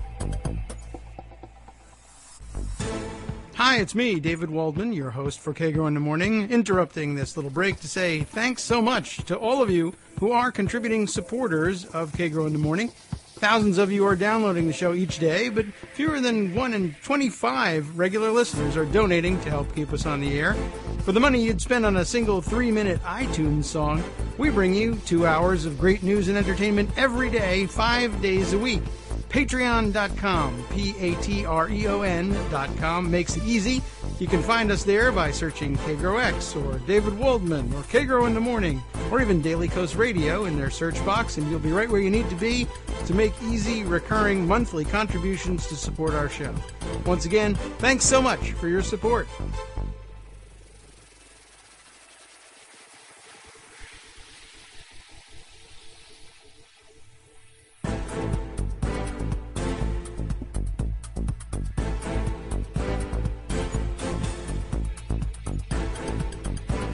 Welcome back now to the Kagro in the Morning Show. I think I even came in a little bit early on that one, but don't worry about it. We'll fix it in post. Welcome back here on Netroots Radio. Wow. Okay. So my recollection was that there was some excerpt from a piece I referenced yesterday from BuzzFeed News, which is extraordinarily long, from Ryan Broderick reporting on what had happened in Brazil. This is How We Radicalized the World was the name of the piece, and it's very long, and I was reading it over on Sunday night, I think, and there was something in this that reminded me of another story that I put aside comparatively a long time ago, an ancient piece from probably last month. You know how the news cycles go. That I'm struggling now to connect in my mind exactly, though I do want to get to it. And I'm trying to remember what it was and what part it was of this article that prompted me to think of this. And I don't know if I'm going to be able to do it. So I don't know whether I should just tell you what I think it was, or should I read it and the surrounding context for a better impact and, more faithful reading of the author's intent here before moving on to the other thing. Here's what's going on. In this article is attempting to, I think, it doesn't do a perfectly good job of making this entirely clear, but what I took away from this is noting, as we noted in that New York Times article about the Israeli-American Jewish divide, there's we've identified it before. It didn't depend on that article. The growing trend of electing nationalist right-wing Bannon-type governments around the world, and it bothers me to acknowledge that that's happening because it makes Steve Bannon think he's got a real political philosophy and that it's a successful one. But we're learning more and more about how much of this is driven by Russian and Russian-style trolling. And again, there was another piece that we read or referenced the other day that made the claim more explicit that left pocket here somehow. Backed up too far, but made things more explicit about just how widespread the phenomenon is and how long it's been going on and how much of it is in fact Russian driven, and that the Chinese, who Trump now occasionally attempts to connect with the same activity, are in fact, I think, engaged in a very different kind of information warfare. But let's see, how do we deal with this? The piece, this is how we radicalize the world. Maybe we can sort of skim through and get the idea, and then move on to this other very interesting part that I thought. That part, the second article, less news and more is this what we need? Is this something we should be thinking about as American Jews? You'll have to be American Jews for a few minutes and see what you think of something like this. I don't know whether it's a real solution, or it could also simply be regarded as interesting history that I think has largely been lost to us. But let's start with this piece from BuzzFeed. Ryan Broderick, datelined at the start anyway, from Sao Paulo, Brazil, from the balcony of BuzzFeed's Sao Paulo office right now. Can you believe they have one? You can hear screams of, Portuguese, Ele Nayo, I guess, echoing through the city's winding avenues. It's the same phrase I've seen graffitied all over the city this month. Same one I heard chanted from restaurants and bars all afternoon. It means, not him. Him being Bolsonaro. But his victory tonight isn't a surprise. Sounds very Trumpish, right? He's just one more product of the strange new forces that dictate the very fabric of our lives. It's been a decade since I first felt something was changing about the way we interact with the internet. This is a very, roundabout way to this point I need to find in here. In 2010, as a young news intern for a now defunct website called The All, you all remember that one, AWL? One of the first pieces I ever pitched was an explainer about why 4chan trolls were trying to take the also now defunct website Gawker off the internet via a DDoS attack. It was a world I knew. I was a 19-year-old who spent most of my time doing what we now recognize as S word, the crap posting. I don't know. That should like get by the censors now. We're talking. It's not excretory in nature, right? I can say the S. Well, I can't. I don't know. And who cares? I'm not on a radio. It was the beginning of an era when our old ideas about information, privacy, politics, and culture were beginning to warp. This does sound very important, right? I've followed that dark evolution of internet culture ever since. I've had the privilege, or deeply strange curse, to chase the growth of global political warfare around the world. In the last 4 years, I've been to 22 countries, 6 continents, and been on the ground for close to a dozen referendums and elections. I was in London for UK's nervous breakdown over Brexit, Barcelona for Catalonia's failed attempt at secession from Spain, in Sweden as neo-Nazis tried to march on the country's largest book fair. I mentioned this yesterday. And now I'm in Brazil. Maybe it's his fault, this guy. But this era of being surprised at what the internet can do and will do to us is ending. The damage is done. I'm trying to come to terms with the fact that I'll probably spend the rest of my career covering the consequences.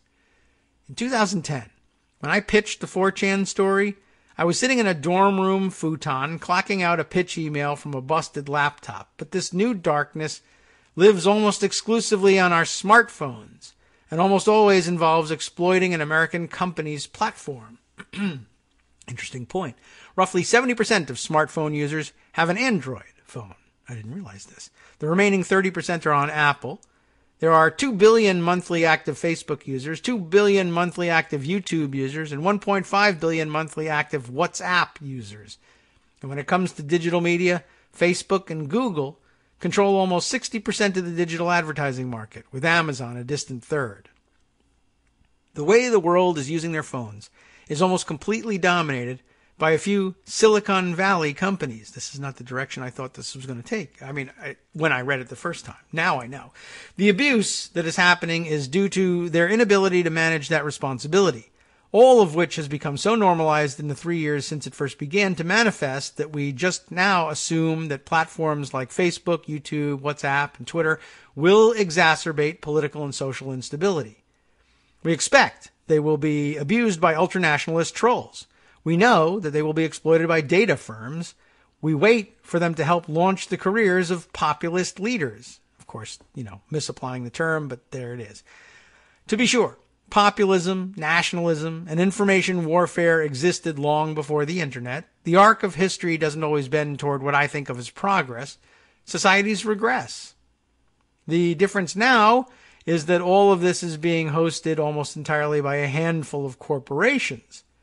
Why is an American company like Facebook placing ads in newspapers in countries like India, Italy, Mexico, and Brazil, explaining to local internet users how to look out for abuse and misinformation? Because our lives, societies, and governments have been tied to invisible feedback loops, online and off, and there's no clear way to untangle ourselves. The worst part of all this is that, in retrospect, there's no real big secret about how we got here. It's 2013. Imagine now. And an ad appears on Russia social networks. Internet operators wanted. Job at chic office in Olgino. I don't know if I'm pronouncing that right. 3 exclamation points, by the way. Salary, a shockingly specific 25,960 rubles per month. I guess when it's per month, you can get down to that level of specificity. Task, posting comments at profile sites on the internet, writing thematic posts, blogs, social networks, reports via screenshots. I'd do that. Those who answer the ad are placed in a basement in St. Petersburg, that sounds bad, and become the first iteration of Russia's now infamous Internet Research Agency, or Troll Army. Now it's 2014, and Hindu nationalist Narendra Modi and his right-wing Bharatiya Janata Party have swept India's general election in a landslide. The election is seen as the country's first Facebook election. Modi becomes the second most liked politician on Facebook behind President Obama. The same wave of Hindu nationalism that Modi rose to power with begins to inspire cow vigilantism. I don't even know what that is. And lynchings across rural India. A month later, in the streets of Mandalay, Myanmar, they're filling with people. A mob is forming around a tea shop this sounds familiar in a weird way, owned by a Muslim man. A Facebook post accusing the shop owner of raping a Buddhist employee was shared by a local ultranationalist monk named Wirathu. Sure, I mangled that. Rioters begin torching cars and destroying shops. Eventually, the president's office has to block access to Facebook in an effort to curb the violence. 2015, and 270,000 Facebook users are allowing a third-party Facebook app called This Is Your Digital Life, remember that one, to access not only their data, but the data of their friends as well, about 87 million users. The data is collected and analyzed by British data firm Cambridge Analytica and used for a process called behavioral micro-targeting. May 2016, and far-right candidate Rodrigo Duterte has just become the president of the Philippines. Facebook's role in the election is undeniable. 2 months prior, the company declares the gun-toting former mayor the undisputed king of Facebook conversations. What a nice title to have as a lunatic. A cast of far-right internet celebrities begin to create an ad hoc propaganda network around him. A month later, it's one of those rare early summer Sunday mornings in London, and I'm unnerved by how quiet the city is. The night before, 52% of the UK voted to leave the European Union. We will eventually hear claims that a pro-Brexit campaign group called Leave.eu had been using Cambridge Analytica's micro-targeting methods for months. Bots and trolls connected to Russia's Internet Research Agency have spent the last 48 hours posting more than 45,000 tweets about Brexit in an attempt to divide voters. It's January 2017, and Donald Trump has just become the 45th president of the United States. At his inauguration, Trump promises this American carnage stops right here and stops right now. The Office of the Director of National Intelligence will conclude that Russian President Vladimir Putin ordered an intelligence campaign meant to undermine public faith in the U.S. democratic process. It's working great, by the way. In April 2017, far-right politician Marine Le Pen is voted through the first round of the French presidential elections. Her opponent, Emmanuel Macron, was targeted by a, quote, massive and coordinated, unquote, hacking attack several minutes before a pre-election media blackout. I'm in Paris as the streets of Paris fill with huge plumes of tear gas. Balaclava-clad protesters chant, "The whole world hates the police," and tear traffic bollards out of the sidewalk. A shopping cart full of Molotov cocktails emerges from the crowd of anti-fascists and is rammed into the line of riot police. One of my pants legs briefly catches fire after I'm hit with a Roman candle. A month later, a group of far-right YouTubers is detained by Italian police after going live on Periscope from the Mediterranean Sea, where they were shooting flares at a refugee rescue ship called the Aquarius. They were using far-right communities on Reddit and 4chan to crowdfund the stunt, pushing a conspiracy theory that non-governmental organizations like Médecins Sans Frontières, Doctors Without Borders, without trying to mangle French, aren't actually saving refugees at sea, but actually are part of an illegal human trafficking operation, basically Pizzagating Doctors Without Borders, which is amazing, and I really wish there was a place where I could do the same to them, because I'm that kind of person. I can't rise above. But I almost think it would be fun to spend your career just making up the most ludicrous lies possible about bad guys. That's what they're doing. They think we're the bad guys. One of the YouTubers, Laura Southern, texts me as I arrive in Catania, Italy, to interview them. She says they've already left the city. There's a safety risk, and the media caused this, and they may seriously get a bunch of 20-year-olds killed, she writes. Of course, they're about to get 20-year-olds killed themselves. In August, the Unite the Right rally, organized by white nationalists on chat application Discord, Reddit, and 4chan, tears its way through Charlottesville, Virginia. A white supremacist attending the rally, named James Alex Fields Jr., probably shouldn't bother to name him, drives a half-mile down the road, ramming his car into a crowd of counter-protesters, killing an activist named Heather Heyer. A month later, the Alternative for Germany party comes in third in the general election, becoming the first far-right party to enter German parliament in half a century. In the final hours of the election, a Russian botnet begins promoting far-right propaganda on Twitter. The AfD was also working closely with a digital media firm linked to the Trump and Le Pen campaigns. I can feel drops of rain start to hit my face as riot police lock their shields, creating a barrier between 1,000 anti-fascists on the terrace outside of Berlin's traffic club in Alexanderplatz and members of the AfD on the balcony above. I watch AfD members chomp cigars and clink cocktail glasses and shout anti-gay slurs at the crowd below. MAGA, right? Same thing we saw earlier here in this country. A few days later, Julian Assange holds a video conference with Catalan students outside the University of Barcelona. He teaches them to use apps like WhatsApp and Telegram. They will use these apps to hold an illegal referendum on Catalan independence, which actually it's weird because I don't find that quite so scary. But okay, federal Spanish police will attack voters. That sounds bad. In the days that follow the vote, far-right anti-independence protesters will sieg heil and chant fascist songs as they march on the city. I will run through the spidery alleyways of Barcelona's old city trying to get ahead of the crowd that's forming at Arc de Triomphe. I will hang from a lamppost at the Catalan president, Carles, Catalan, on top of all this, Carles Puigdemont. I have no idea what kind of accent Catalan is. I love the fact, though, that Catalan is looks to me like a mashup of French and Spanish, because that's where it is. Or what it is, but it's where it is anyway. Okay, so as the Catalan president tells a crowd of thousands of independentistas that there will be no immediate secession from Spain. Catalan politicians will be arrested. The president himself will flee to Belgium. Does this make any sense to you, Parleo? This is an incredible recounting of things. It still doesn't get to where I wanted to be. Clearly, the thing I wanted to add at the end will have to wait for another day. But this is, I think, a good recitation for all of us. It's November 2017. So we're still only there. And the streets of Warsaw fill with red flares, Polish flags, and anti-Semitic banners. Always great to see anti-Semitism rearing its head in Warsaw.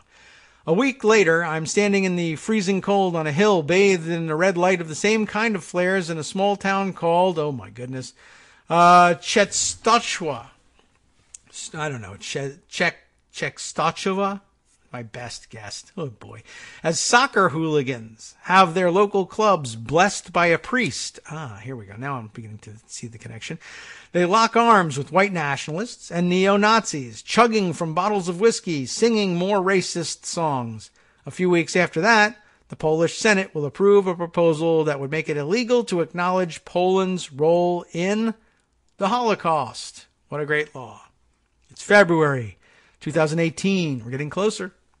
And I'm wearing 2 layers of thermal underwear running through the hills of Pyeongchang, South Korea. I'm trying to get around a huge traffic jam leading toward the Olympic Stadium.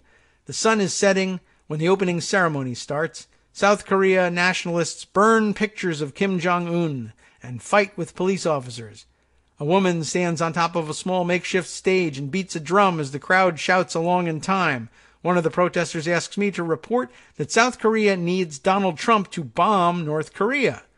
They wave American flags and a photo of his face and thank me for electing him. It's March 2018, and it's snowing wet clumps of slush on an anti-fascist library that's been recently firebombed. I watch as volunteers sweep away what's left of the room.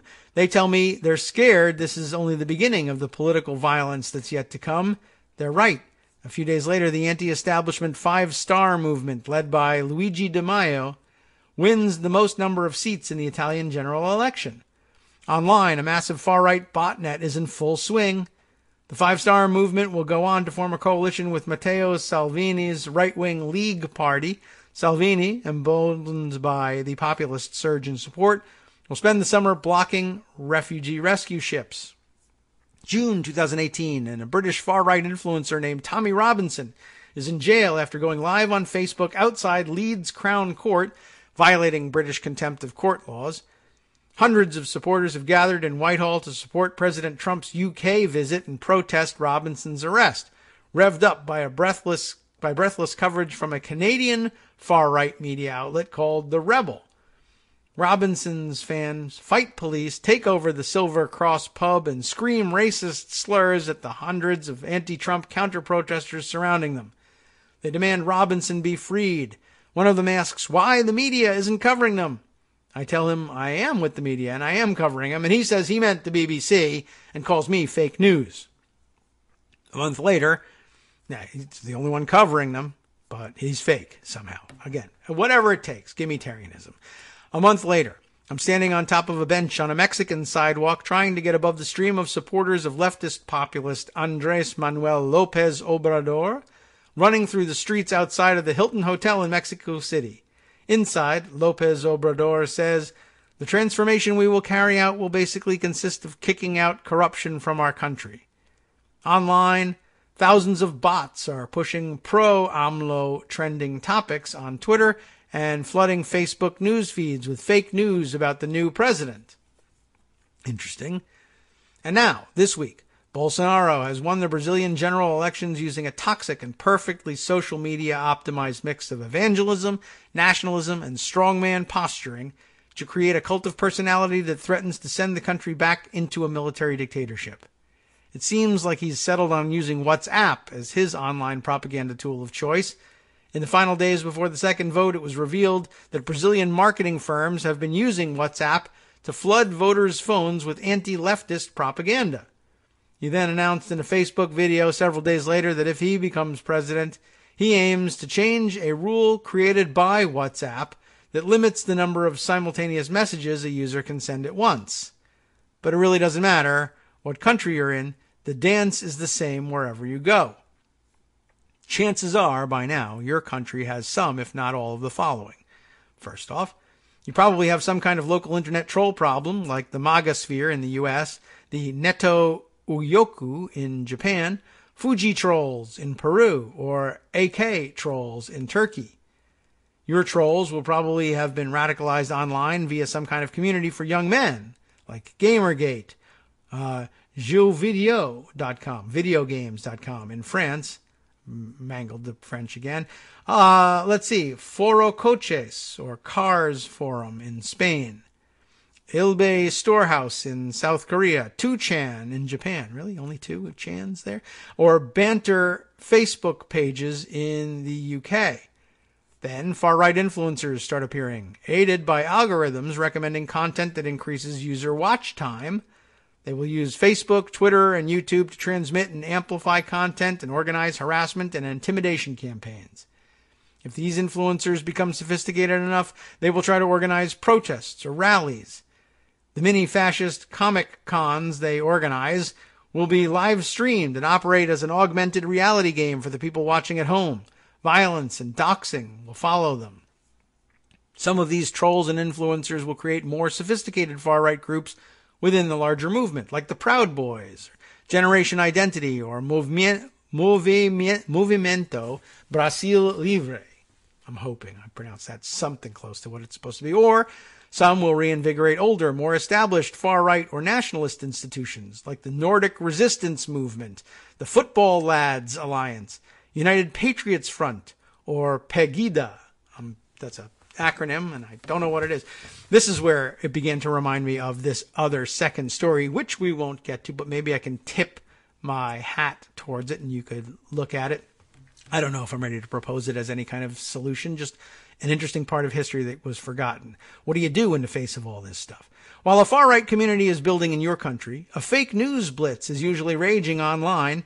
It could be a rumor-based culture of misinformation like the localized hoaxes that circulate in countries like India, Myanmar, or Brazil. Or it could be the more traditional fake news or hyper-partisan propaganda we see in predominantly English-speaking countries like the US, Australia, or the UK. Typically, large right-wing news channels or conservative tabloids will then take these stories going viral on Facebook and repackage them for older mainstream audiences. Depending on your country's media landscape, the far-right trolls and influencers may try to hijack this social media to newspaper to television pipeline, which then creates more content to screenshot, meme, and share. It's a feedback loop. Populist leaders and the legions of influencers riding their wave know they can create filter bubbles inside of platforms like Facebook or YouTube that promise a safer time, one that never existed in the first place. Before the protests, the violence, the cascading crises, and endless news cycles, Donald Trump wants to make America great again. Bolsonaro wants to bring back Brazil's military dictatorship. Shinzo Abe wants to recapture Japan's imperial past. Germany's AfD performed the best with older East German voters longing for the days of authoritarianism. All of these leaders promise to close borders to make things safe, which will, of course, usually exacerbate the problems they're promising to disappear. Another feedback loop.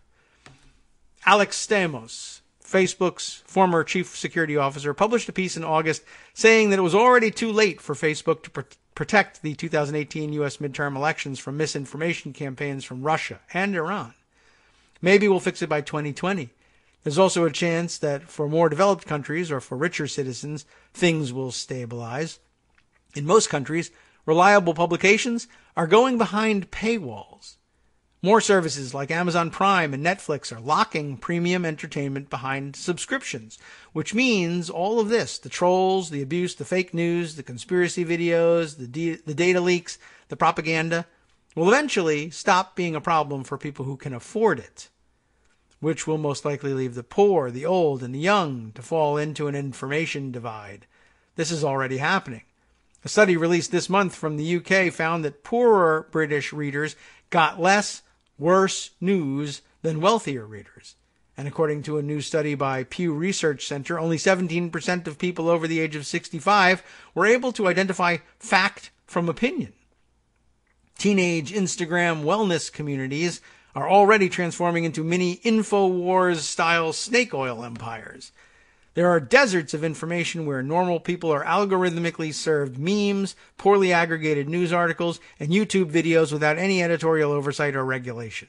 Fact checkers in Brazil complained this month that ahead of the election that most voters trust what their friends and family send them on WhatsApp over what they see in TV and newspapers. But this sort of optimistic American ransacking in the name of technological progress isn't particularly new, especially for a country like Brazil. There's a town in the north of the country called Fordlandia. It was built in the 1920s by Henry Ford. This is really going farther astray here. Ford was trying to figure out a way around Britain's rubber monopoly. He made a deal with the Brazilian state of Pará for 2.5 million acres. Pará would get 9% of his profits, and all of Ford's exports would be tax exempt. Local newspapers were extremely excited that Ford was coming. The Ford company promised fair wages. Workers started flocking from across the country and come and work and live in Fordlandia. The entire project was an immediate disaster in almost every conceivable way. The Ford company had built Fordlandia to look like an American town and fed their employees American food, all of which the new Brazilian employees hated. The town managers tried to ban alcohol, women, tobacco, and football. Not a good bet there.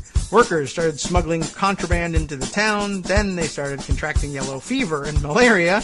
The Ford managers had no idea how to grow rubber trees in tropical climates. Most of the trees ended up dying or were ravaged by parasites. In the 1930s, workers started revolting.